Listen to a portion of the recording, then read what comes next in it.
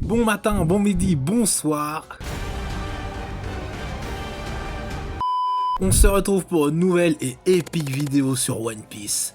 On va parler du nouveau Gear de Luffy, le protagoniste de l'œuvre que vous connaissez tous, vous avez déjà entendu le nom, c'est-à-dire Naruto. Non, je rigole, One Piece. C'est pas drôle. J'avais fait une vidéo entre guillemets vite fait pour remettre certaines théories sur le pouvoir dès la sortie du chapitre, mais je l'ai mis en privé parce que vraiment, honnêtement, entre nous, je la trouvais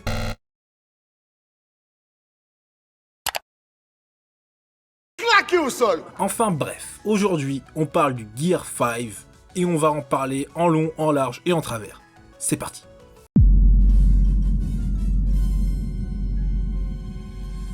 L'éveil de ce pouvoir commençait à la fin du chapitre 1043 de One Piece, où l'on commençait à apercevoir un changement physique chez Luffy. Le chapitre 1044 nous apporte de premières explications sur cet éveil, qui reste assez mystérieux, comme nous le verrons plus tard. Et enfin, au chapitre 1045, nous voyons de manière bien plus explicite ce pouvoir. Alors, tout d'abord, l'explication donnée au pouvoir de ce fruit est très simple.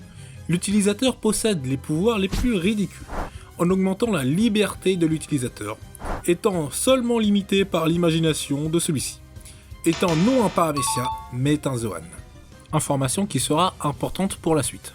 Luffy, lors de cet éveil, semble gagner totalement une forme caoutchouteuse, de la même manière que les personnages de cartoon. Il peut à peu près rendre caoutchouteux tout ce qu'il touche. Nous avons vu cela à l'œuvre lorsque Luffy a transformé le sol en caoutchouc. Mais ce même caoutchouc semble avoir des propriétés un peu plus abstraites que simplement du caoutchouc, pouvant même renvoyer un rayon d'énergie en rendant l'environnement caoutchouteux, ce qui techniquement n'est pas trop possible, mais pourquoi pas.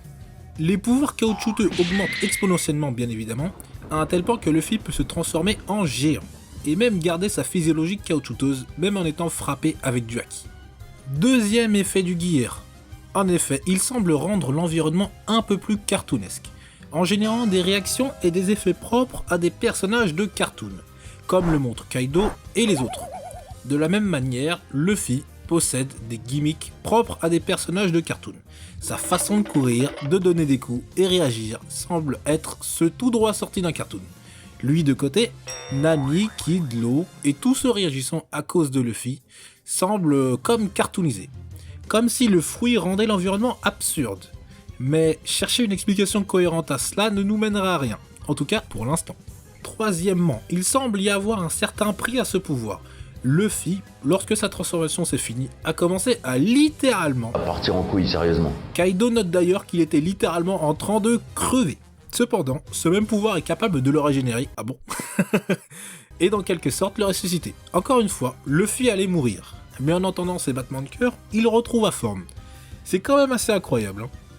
D'ailleurs, il est important de rappeler que Luffy fait des choses que le caoutchouc est impossible à reproduire, comme énoncé par Kaido.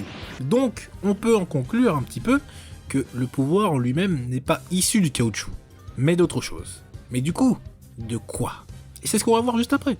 La dernière chose dont je vais parler ici est évidemment la scène où le poing de Luffy passe au travers littéralement de la tête de Kaido. Attention, la tête de Kaido ne s'est pas étirée, encore une fois. Non, Luffy traverse littéralement Kaido. Il le transperce de part en part. Sauf que Kaido, comme dans un gag, n'a reçu aucun dégât. Du coup, comment c'est possible? Comment expliquer cela? Eh bien, je vais l'expliquer tout de suite. C'est impossible.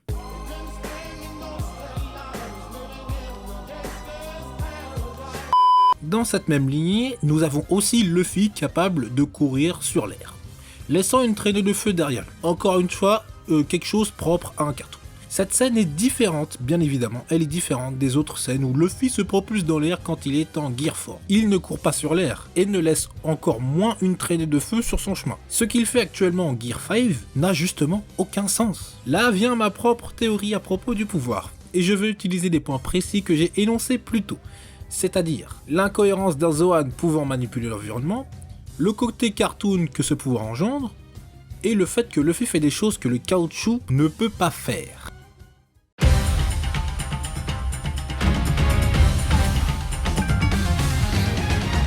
Voilà, je pense que le pouvoir de Luffy est de la Toon Force. Mais qu'est-ce que c'est que la Toon Force?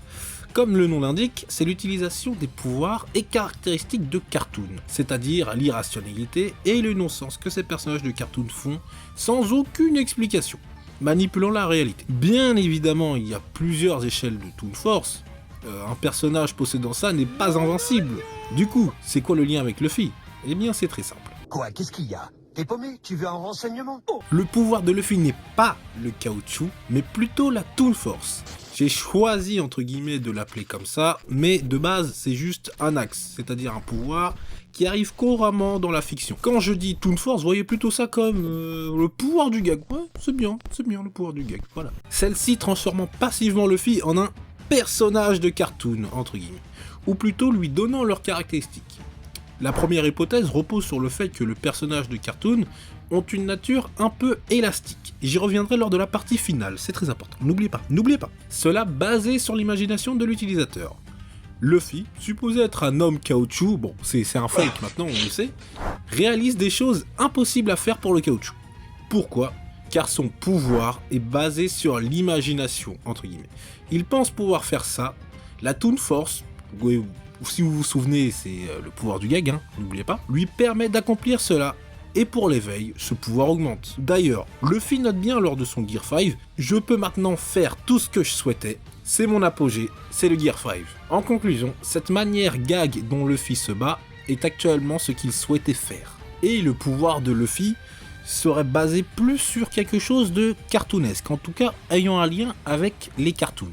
Nous le voyons avec le côté gaguesque que cela engendre sur l'environnement. De plus, il peut rendre l'environnement caoutchouteux, ce qui est, je vous le rappelle, impossible à faire pour un Zoan. En tout cas, on n'a jamais vu ça. Donc ce n'est définitivement pas lié à un éveil de Paramecia, mais autre chose. Mais quoi du coup? La force du gag du fruit. Il parvient à pénétrer, on va plutôt dire, il parvient à traverser les choses. Du caoutchouc peut faire ça? Bien sûr que non. Tout est lié au gag caractéristique d'un personnage de cartoon. Kaido serait littéralement mort, en tout cas si c'était basé sur les lois de la réalité.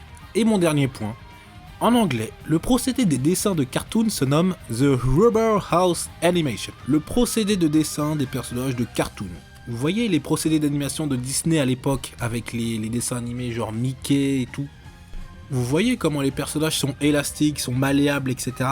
Eh bien c'est justement ce procédé. Et comme par hasard, quelle coïncidence, c'est lié au mot caoutchouc. Et donc, vous aurez deviné où je veux en venir, ma conclusion sur ce pouvoir, c'est que le fruit de Luffy, qui en découle avec le Gear 5, serait donc basé sur ce procédé, juste parce que ce procédé possède le mot caoutchouc dedans. Vous vous souvenez au début de la vidéo quand j'ai parlé de pouvoir abstrait? Eh bien c'est justement pour ça. En conclusion, le pouvoir de Luffy n'est pas le caoutchouc, mais autre chose rendant son corps en caoutchouc, nuance. Et l'explication à laquelle je pense, c'est que son pouvoir est littéralement le gag des personnages de cartoon. Étant eux-mêmes élastiques naturellement comme on l'a vu, sans que ce soit un pouvoir, juste que c'est naturel. En un sens, on pourrait même dire que le dieu derrière le fruit du Nika Nika, Nika Joy Boy, nommez-le comme vous voulez, était un personnage de cartoon. Ceci est ma propre théorie, si j'ai bon, alors là je suis l'oracle. Voilà, c'est la fin de cette vidéo, en espérant que cela vous a plu. Ce pouvoir m'a donné directement envie d'en parler dans une vidéo, parce que je le trouve vraiment original pour un protagoniste de shonen. Surtout que la Toon Force de base est une capacité très abusée. La donner pour le héros de ton histoire, il faut vraiment en avoir du courage. Encore une fois, Oda ne déçoit pas.